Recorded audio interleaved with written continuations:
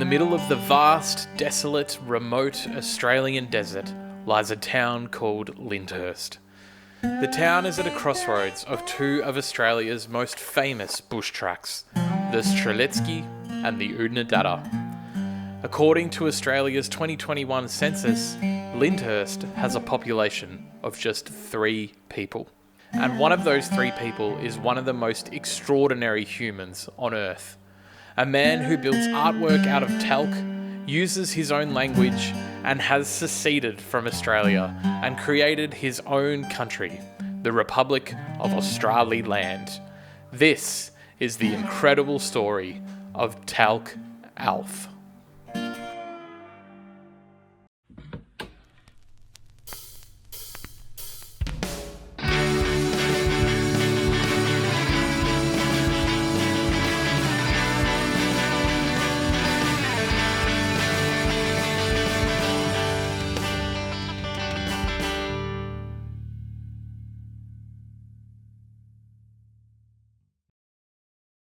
Talc Alf has been living in Lyndhurst for over 50 years. When I was a tour guide, we used to visit Talc Alf, and he was always so generous with his time. I didn't know if he was still around, or even alive. The only way we could really find out was to just rock up, and lo and behold, here he was. You might be wondering how someone ends up in the outback, making sculptures out of talc, and coming up with your own symbolism for written language. Well, we asked Talc this question. Let's see if you can keep up with the answer. How did you start making this art? I started with a bit of a hobby, working with a geologist. We were out in the bush out the back of Bunbury there looking for it was a geochemical survey, and all we had to do was go up the Dial Creek bed and where the branches were, take a little sample out of the dry soil and take it back to the portable lab we had, put it through a bit of liquid, and if it turns purple, you want a bit of copper. And that was the reason for going to these places. And we got an aerial photograph to know where the tracks were and where the creeks were. So that was it was a very interesting job. But then later, that same job, I found a bit of talc stuck in the side of the hill too, a bit greeny looking stone. I thought, oh, that looks a bit like soapstone. Got the pocket knife out. And I thought, as the Eskimos are carving talc, we may have a go ourselves. So me and the 3 other blokes working on the same gang, we all sat down with a pocket knife and whittled out a few carvings. That's where it all started. All self-taught. Wow. But the symbols came when I was teaching my daughter letters when she was about 3 years old. Yep. She was running around like a little goanna. And I said, that's you, D, and that's your head. P for people. Yeah, right, Dad. Put arms and legs on it. And another one for her. See, when the daughter was about 3 years old, we were going out down to Strzelecki looking for a couple of rabbits to have a feed. And she's hanging on mother's titty having a drink in their little Morris Minor. And I'm driving along there, mind my own business. Next minute, there's a hill in the distance, like from here to those hills, with a nipple on the top of it. And I said to Dad, hey, Dad, there's Titty Hill. 2 little eyes pop up over the windscreen. Says, where? He said, oh, there's Titty Hill. And the highway used to turn off as their camp. And they call it the Titty Hill camp after that. So all we had was a little forest miner. We bought a diesel jack for a couple $100. Huh? Yeah. Shot. So all these things just fall into place. It's a great statement from a man living an incredibly unique life. Talc Alf has adapted elements of the written English language and introduced his own symbolism to convey meaning and logic. And as you'd expect from someone living in the middle of the Australian desert... So it's all a lot about the sun. Yeah, now we need the sun. Yeah, without the sun we've all bugged. So if you're taking over the word good, what have you got? God. Yeah, so who made that one up? Wasn't somebody up in the sky. D is the sunrise. O is it when it comes up. And G is the giving of that spirit. The giving of life from the sun which rises in the morning and sets in the evening. That's why Todd's got 2 days in it. The word named Todd, 2 is the sunrise in the morning And then somebody would have said, what about the sunset? Yeah, right, that's the other D. And the only reason why they stood the D up later on like that, we've lost the meaning of it, because it saves a bit of room on the stone tablet. In them days they had little tablets to work on. Yeah. So if that's good and God means the same thing, what does the word Allah mean for the Arabs? For Allah stand, people standing under all the stars, like the apple with the rainbow surfing. And Buddha sounded like brother, doesn't it? Yeah. Did a double D, brother, buddy, all that sort of thing. It's hard not to be impressed by Talc Alf's outlook on life. We're all connected by the sun, so why shouldn't our language show this? The other thing that's absolutely breathtaking is the quality of the artwork. Don't forget, these are carvings on talc. Before we got here, I didn't even know talc came in a solid block. I just thought it was a powder. Talc Alf shows us how he starts his talc carvings. See, the stone itself, it's full of magnesium, and when you cut it, it's like a bit of cake getting cut with the hacksaw. And that's how I make when people want a few sticks to do a mark in the steel, engineer chalk, or tailor's chalk.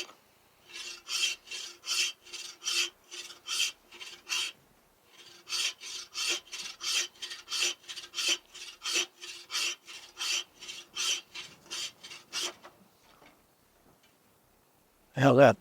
Wow. And all you need is a bit of sandpaper or steel wool, or sandpaper first, and you've got your marking cloths. So you're marking the cloths, or the engineer's steel.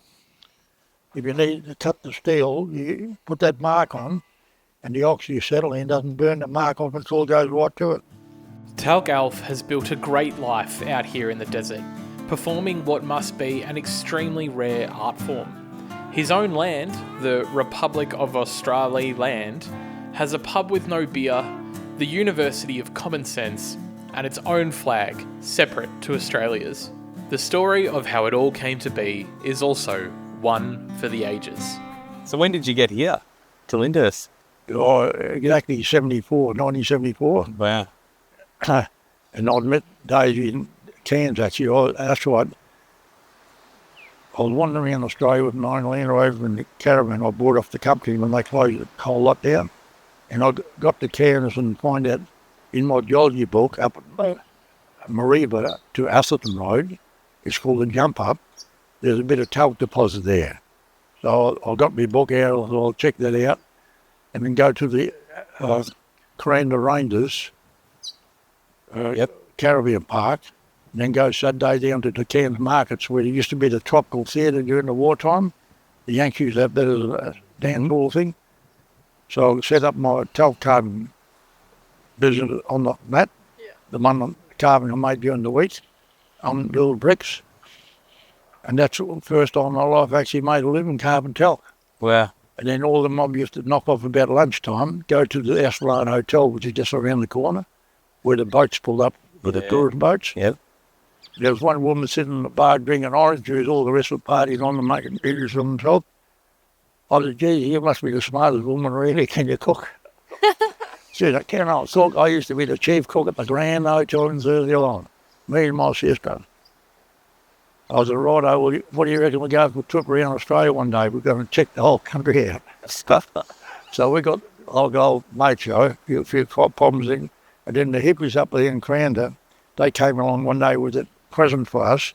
There was a little piddle they caught out of the bush, wild as anything. And Daisy, being a good mother, she gave the powdered milk, mixed up the powdered milk, and the little piggy slurping away at it. He said, this is a good taste with a bit of sugar in it. And when he had his little belly full, we put him in underneath the caravan where the little tray was, so he couldn't get out. You know, things stopped grunting and all that. I was, gee, today the pig might have shot through. So I looked under there, and it had gone, because we were living on the side of the ridge where the river is. That river that goes all the way down to Cairns. Cairns, yeah. And I thought that little pig must have gone down the hill, probably snipped out his relations or other piglets. So we forgot about it. So me and Daisy just playing a few card games like that during the night. At about 10, 11 o'clock that night, You can hear, on. He come back for another feed. I said, oh, poor little bugger. Get him in back, quick, get it. And he became just like a pet dog eventually. And when we shifted from there down to Innisvale, that's why I got a job at Innisvale on the cane farm, or cane factory, where they brought all the cane trucks in, and I just had to put a few levers through and they crush it up for the sugar cane business. And one of Daisy's relations were actually managers of the cane farm. So we took the little pig by the tie. He's a proper pig. He was getting too big actually to handle. So we gave it to the auntie there. And she said a year or two later, she said, you know that little pig you gave us? He's getting that cheeky. He even opened the fridge and pick his own food. I said, yeah, well, it's almost human. Yeah. Yeah. So that's how you met your wife? Yeah. Sort of happy-go-lucky way. And then we met her sister. Oh, yeah, that's another story too. They've just gone back there, and where her partner, the actual mate, lives there in Townsville. There's a lot of Pedros living there.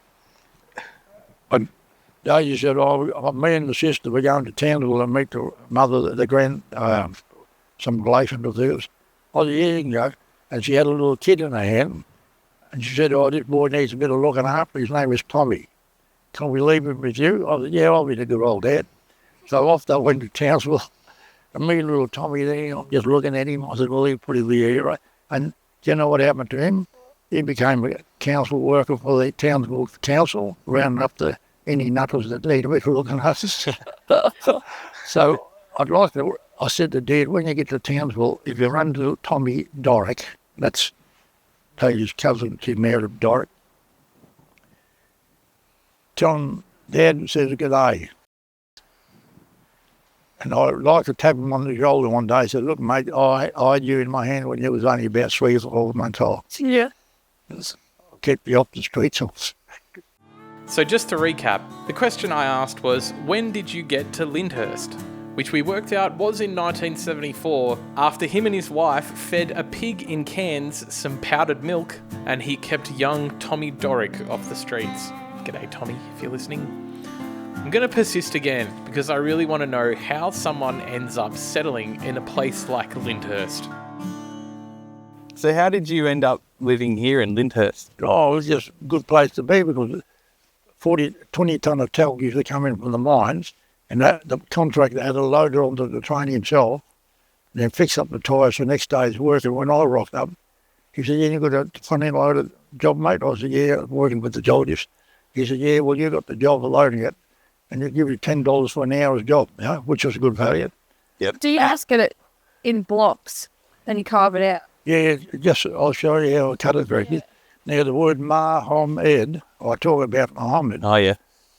My phone ran out of credits only about a month ago.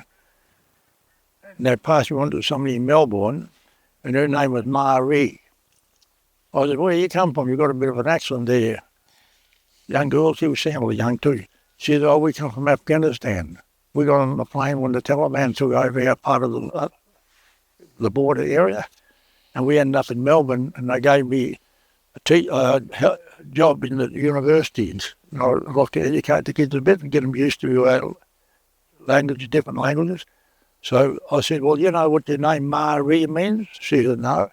Well, regards Muhammad, regarding Muhammad, Muhammad, the educating of humans for the future. And Mary and Margaret come from the same source. Right. All those scholars there, they were pretty smart people. It's the same with that Jesus means ye, son, with a Y, ye, or ye, Yeah. son, yes, and us humans. And Ed is in educated, Edinburgh, Mohammed, all got the education bit of it. So, there you go. Now, Talc Alf uses his art to tell us one final story of another famous Lyndhurst resident, Murdy Johnny. We went to his funeral when we first came here in 1974. We didn't actually know him personally, but he died in the old folks' home in Port Augusta. But apparently He was born on Murty Station. It's up on the Inaminka Road, between Mumpiawi and Inaminka. And they reckon he was just a kind old man. He used to walk around, wander off to the Ochre Cliffs. He'd disappear for a week or two, do a bit of prospecting. Oh, yeah, you been to the Ochre Cliffs? No, not yet. Never got around there. No, yeah. That's a good thing. You got the camera with you. Now's the time to stand on top of the cliff face. You got the golden ochre, and then the red, and then a bit of white stuff. It's just one huge big valley. And my grandkids were down there, and the 8-year-old days in Nullum, they dived straight down to the bottom because they could see something glittering in amongst the quartz. Yeah. Me and Dee at the daughter, we said, yeah, go a bit further this way. Stop. And then they walked until they got right to where the glittering stuff is, and she picked up like a little diamond. Ah. And I said, when you go back to TI and you happen to be staying in Cairns for a day or two, because I've got a relation with there, if you see some jewellery shop, walk in with that crystal and tell them you just found a diamond. Just hit the Outback. They put it try and buy it on you for $500. If he's a good greedy on the bloody money right. Well, what can I say about our visit to Talc Alf? He's just an extraordinary person, and if you've got time up your sleeve, which you will because you're in the absolute middle of nowhere, you kind of have to do a few little gymnastics to keep up with his stories. But at the end of the day, he is a truly remarkable person. He's very, very knowledgeable and has unique perspectives on God and language and life. And one thing is for sure, Talc Alf is one of Australia's truly iconic legends. So, if you ever find yourself in the South Australian Outback, make sure you pop into Lyndhurst and say g'day to Talc Alf.